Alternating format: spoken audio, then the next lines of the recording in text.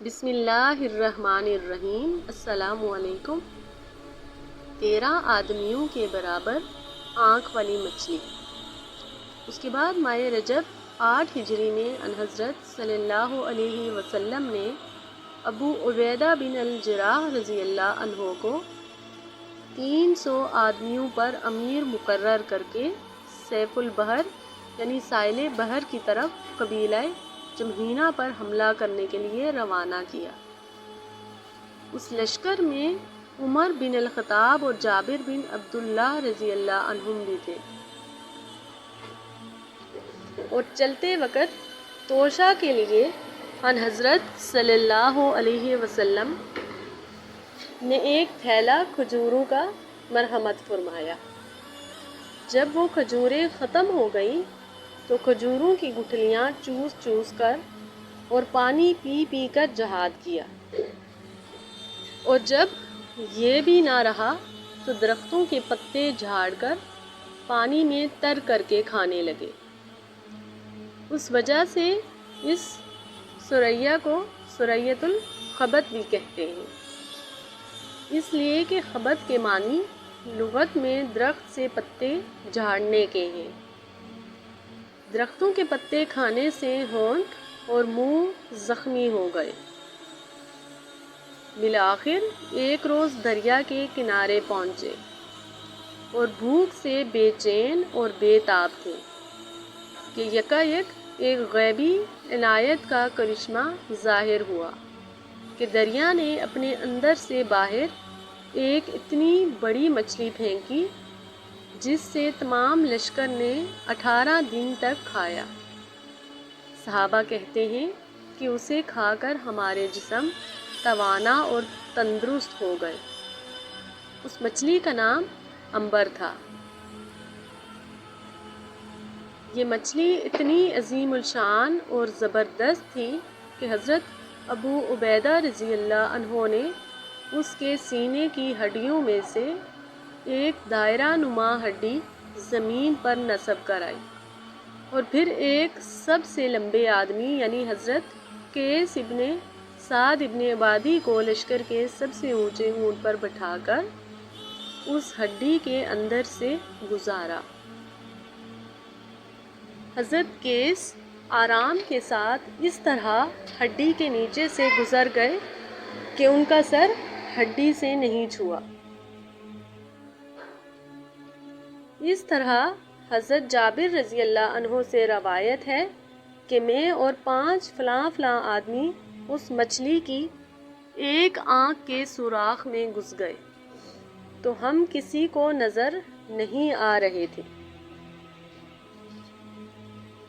ایک روایت میں یوں ہے کہ حضرت ابو عبیدہ رضی اللہ نے اس کی آنکھ کے سوراخ میں 13 آدمی بٹھا دیے تھے۔ غرض مسلمانوں نے بہت دن تک یعنی تقریباً 1 مہینے تک اس مچھلی کا گوشت کھایا، جبکہ لشکر میں 300 آدمی تھے۔ چنانچہ ایک روایت میں ہے کہ درختوں کے پتے کھاتے کھاتے ہمارے ہونٹ زخمی ہو چکے تھے اور ہماری بانجھیں پھٹ چکی تھی۔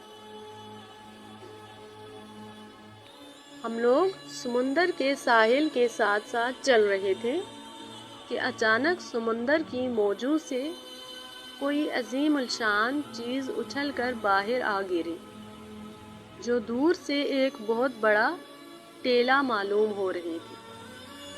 ہم لوگ اس کی طرف بڑھے اور قریب آ کر معلوم ہوا کہ وہ نر مچھلی تھی۔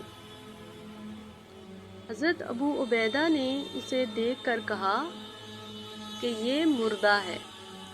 پھر کہا چونکہ تم لوگ پریشان حال اور اضطرار کی حالت میں ہو اس لیے اسے کھا سکتے ہو۔ تقریباً ہم لوگوں نے 1 مہینے اس کا گوشت کھایا، جبکہ ہماری تعداد 300 تھی۔ اس کا گوشت اتنی مقدار میں تھا کہ ہم اسے کھا کھا کر موٹے ہو گئے۔ ہم لوگ اس کی آنکھ کے ڈیلے میں سے پیالے بھر بھر کر چکنائی نکالتے تھے۔ ایک روایت میں یوں ہے کہ ہم لوگ اس کی آنکھ سے ایسے ایسے پیالوں میں چکنائی نکالتے تھے، پھر ہم اس کا کچھ گوشت بچا کر اپنے ساتھ مدینہ لے گئے۔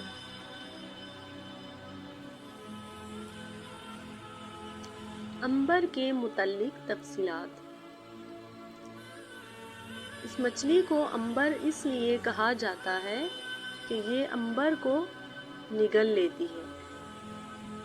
چنانچہ امام شافعی سے روایت ہے کہ میں نے ایک شخص سے سنا کہ میں نے سمندر میں اگا ہوا عنبر دیکھا جو بکری کی گردن کی طرح مڑا ہوا تھا۔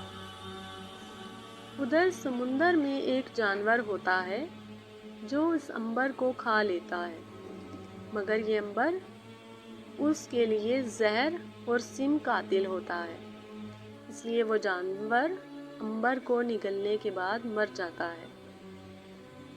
پھر اس جانور کا مردہ جسم موجوں کے تھپیڑوں سے ساحل پر آ گرتا ہے اور اس کے پیٹ سے عنبر نکال لیا جاتا ہے۔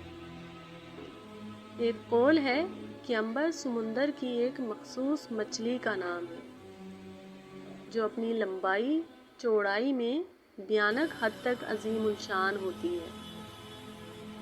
مجھے بعض سیاحوں نے بتایا کہ ایک دفعہ سمندر کے کنارے ایک اونٹ مر گیا، اس کو سمندر کے اندر پھینک دیا گیا جسے ایک مچھلی نے نگل لیا، مگر اونٹ کے اگلے دونوں کھر مچھلی کے حلق میں اٹک گئے۔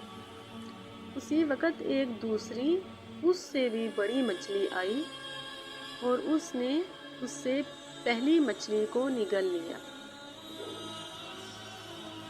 غالباً اس کے بعد یہ مچھلی مر گئی اور موجوں کے ساتھ سمندر کے کنارے آ گری۔ تب اس کے پیٹ میں سے وہ مچھلی برآمد ہوئی جس کے پیٹ میں اونٹ تھا اور اس کے اگلے کھر مچھلی کے حلق میں اٹکے ہوئے تھے۔ خلیفہ حاکم بامر اللہ کے زمانے میں نے دمیاط میں ایک مچھلی دیکھی جس کی لمبائی 200 گز اور چوڑائی 160 گز تھی۔ اس کے حلق کے اندر 50 آدمی کھڑے ہو کر بیلچوں سے چربی کھرچ رہے تھے اور پورے شہر دمیاط کے لوگ 5 مہینے تک اس کا گوشت کھاتے رہے۔ صحابہ فرماتے ہیں جب ہم مدینہ واپس آئے اور ان حضرت صلی اللہ علیہ وسلم سے اس کا تذکرہ کیا تو آپ صلی اللہ علیہ وسلم نے فرمایا یہ اللہ کی طرف سے رزق تھا جو اس نے تمہارے لیے بھیجا، اگر اس کا کچھ گوشت باقی ہو تو لاؤ۔ چنانچہ اس کا گوشت آپ کے سامنے لایا گیا اور آپ نے اس میں سے تناول فرمایا اور اس سفر میں کسی قتال کی نوبت نہیں آئی۔ لشکر اسلام بلا کسی قتال کے مدینہ واپس ہوا۔